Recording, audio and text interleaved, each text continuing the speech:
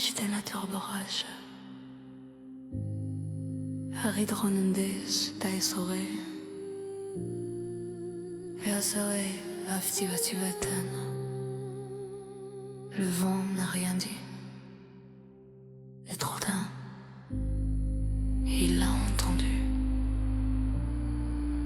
Un bourdonnement qui ne venait pas de la gorge, aucun mot, aucun son.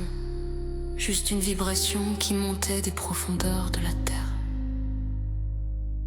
Un homme s'est arrêté au bord d'un ancien sentier entre des rochers qui semblaient être les gardiens du temps. Son cœur a commencé à vibrer, pas par peur, mais par reconnaissance. Car l'appel n'était pas nouveau, il était ancien, peut-être plus ancien que le tout premier mot jamais prononcé. La pierre sous ses pieds se souvenait, et avec elle, son corps, ses os, son sang.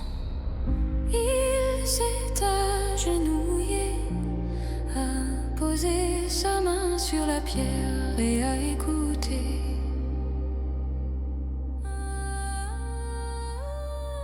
Pas avec ses oreilles, mais avec son intériorité.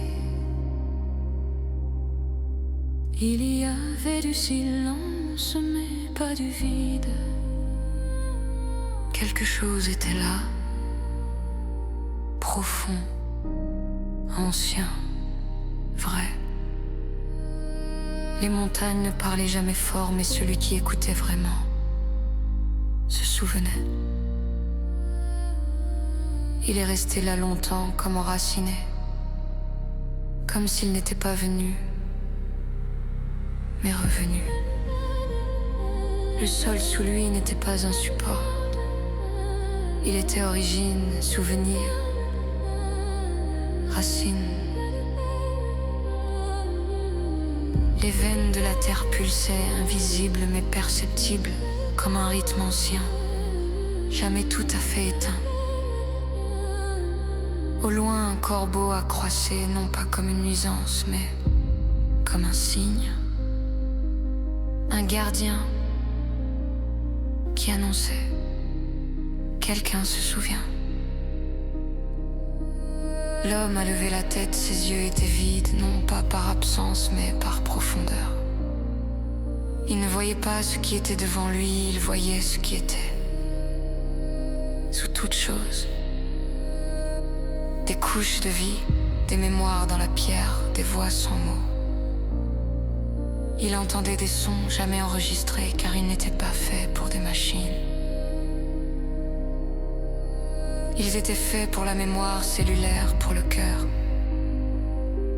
pour la résonance des os. La pierre a commencé à respirer. Pas vraiment, mais vraiment. Et avec elle, toute la vallée, c'était comme si la montagne elle-même chantait une chanson. Et cette chanson n'avait jamais